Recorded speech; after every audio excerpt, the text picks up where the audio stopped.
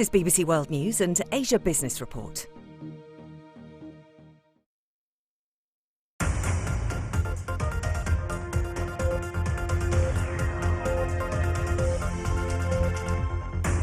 A deadly clash between China and India. We look at how it may affect trade ties between the two countries. And Beijing closes all the schools again as the city battles a second wave of coronavirus.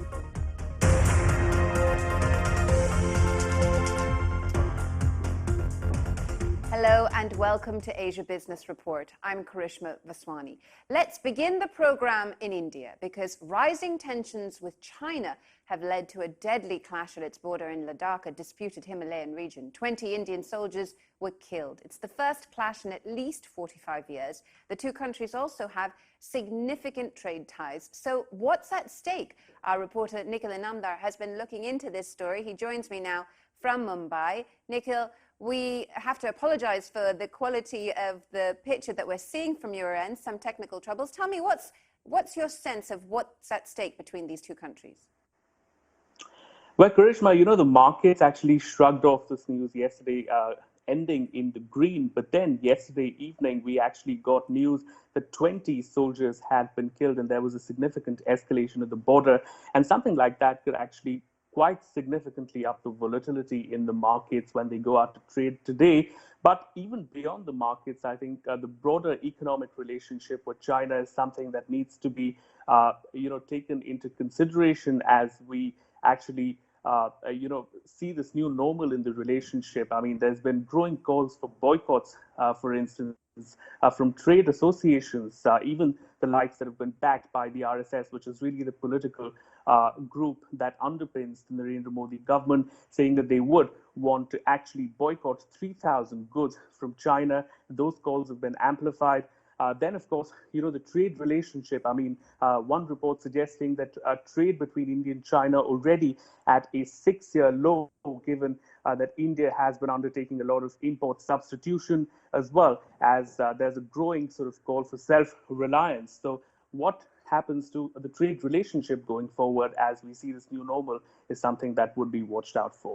Thank you there, Nikhil Inamdar from Mumbai. Apologies for the quality of that video and technical difficulties. Now to the Chinese capital, Beijing, where after nearly 2 months of no local infections, concerns of a second wave are growing, all linked to an outbreak at a wholesale food market. All schools there have been ordered to close again to contain the latest outbreak. They've only just begun a phased reopening at the beginning of this month, but residents have now been urged not to leave the city. And these second waves are worrying policymakers around the world. The head of the U.S. Central Bank has warned of, quote, significant uncertainty over the U.S. recovery. Our North America business correspondent Michelle Fleury explains. The head of America's powerful central bank highlighted that the economic pain caused by the coronavirus pandemic had not been felt equally by the American workforce. For sure, there are signs that the world's largest economy is seeing improvement. Retail sales figures for the month of May rebounded nearly 18%. But Mr. Powell warned that any full recovery was still a long way off. And he told lawmakers that the crisis could widen the gap in living standards between the rich and poor. Low-income households have experienced by far the sharpest drop in employment, while job losses of African Americans, Hispanics, and women have been greater than that of other groups. If not contained and reversed, the downturn could further widen gaps in economic well-being that the long expansion had made some progress in closing. As Mr. Powell has said before, he suggested that more aid was needed. The Federal Reserve can't put money into the hands of individuals in the same way that the government can, and his comments come as Congress faces looming deadlines over what to do about temporary relief for businesses and unemployed workers, which are set to expire. While the U.S. battles the virus on one front, it's also locked in a trade war with the world's second largest economy, China. But the U.S. Commerce Department has decided it will allow U.S. firms to work with Chinese telecoms giant Huawei on setting standards for 5G innovation. In a statement, Huawei told the BBC, quote, fundamentally, standards should be set in an open, fair, and non-discriminatory manner so does this mean the US is now acknowledging that Huawei's technology is better than others? I put that question to Jun Shanzhong, Vice President for Emerging Technology Research at IDC China. Well, it doesn't actually mean that, but what it does mean is that US companies are now able to interact with Huawei directly when it comes to 5G standards. And that will mean that the 5G standards will be set in a more efficient manner.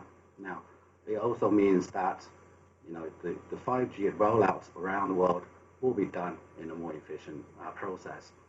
Chun Shanzhong there in IDC in China. Now, U.S. Secretary of State Mike Pompeo will reportedly meet a Chinese delegation in Hawaii later today, ostensibly to discuss relations between the two countries. Now, to Australia, which is no longer in lockdown, but there's no doubt that COVID-19 has fundamentally changed the office for most. So how are workplaces adapting to a new way of doing business, and how are people coping? Phil Mercer reports. Waking up after hibernation, many Australians are slowly heading back into work as lockdown measures are wound back. But things are not as they were. Fears of COVID-19 are prompting more commuters to drive to work. They prefer the safety of their cars, their own little bubble, rather than public transport. This does, of course, raise issues around congestion, pollution, and parking. But it is reshaping the way we work in the shadow of the pandemic. Staff at Cushman & Wakefield, a global real estate services company, are returning to a very different office in Sydney. So on the floor you see the arrows. Initially, just 25% of the workforce will come back. We've got the Safe 6 principles, which is from clockwise walking around the office to reducing touch points with potential contaminated surfaces. A lot of people may be anxious coming back to the workplace. There is still the potential risk of getting the virus. So we've included all these principles to make the workplace as safe as possible. Here on the right-hand side, we've got keyboards and mice. They are all deep cleaned. People get their own set when they come back to the office, and they will be using that set going forward. We've got the safe zones around the chairs, showing what 1.5 meter is from your chair to really show people, hey, don't come into my safe zone.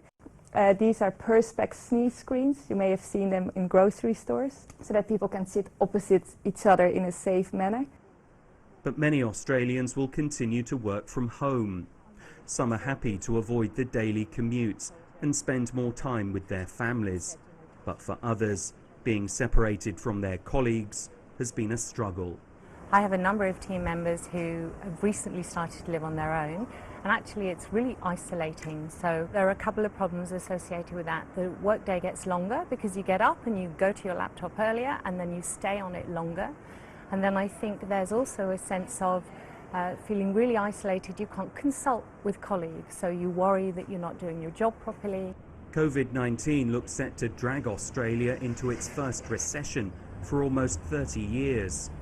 At the heart of any economy is its workers, and one of the keys to recovery is keeping them safe.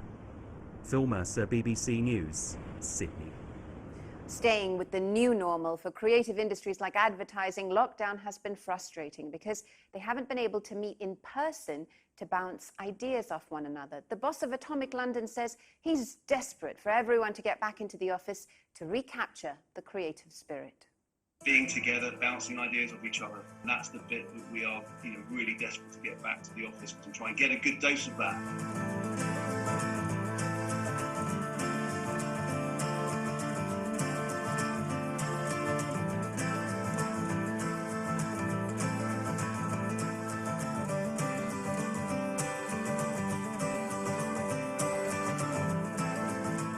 The lifeblood of any creative agency is actually pitching for new business. It's really the kind of the driving force behind the energy. What clients are really buying is the chemistry between the team members and finding like-minded people that they actually want to work with.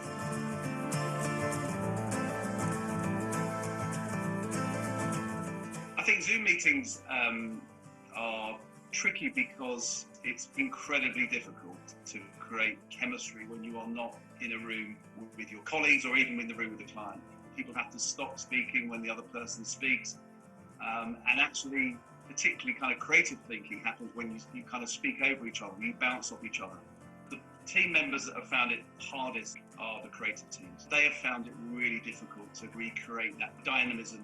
We're generally incredibly keen to get back in the office in some form as soon as possible. I think it will make a massive difference to our product, I think to the motivation of the team, to the chemistry and all of the kind of I suppose the magic that creative agencies are there to create, which can't be really replicated as well when you're working remotely. And before we go, after a 100-day break, the English Premier League football returns on Wednesday. The 92 remaining matches will be held behind closed doors, though there are ongoing discussions about letting fans attend Premier League matches again. The pandemic has hit the industry hard, with Premier League clubs facing a huge fall in their revenues. And briefly, before we go, we'll take a quick look at the markets for you. There, the Japan's Nikkei down by about 7.7%, I should say. That says Japan's overall exports declined 28% in May. That's it for this edition of Asia Business Report. Thanks for watching.